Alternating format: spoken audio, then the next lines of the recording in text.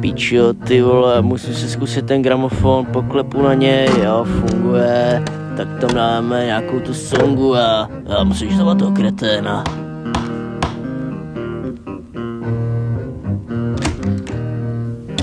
Ty, co děláš ty kundo? Ty vole gramofon, jo? Jasný, vole, ještě jsi přišel, vole, smrde. No ty píčo! Kurva! Skurvenej starý krám, pauznu to, jde to zpátky, vole, tak to dám teďkon znova.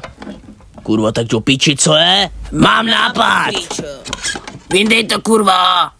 Ty vole, jdeš píču, smrde. Zapnu to a hraje to.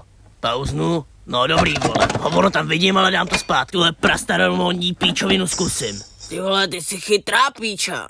Kurva, do píči, jsem hluchej nebo kreten, já to neslyším. Píčo, já to snad slyším. Ale radši bych si dal cíl. Vezmu tyhle dva trichtýře, narvu se do ucha a budem to poslouchat jako limonádový Hitler. Jo, píčo, super nápad, ty Píčo, kripla. furt to neslyším, ty kundo jedna, vole.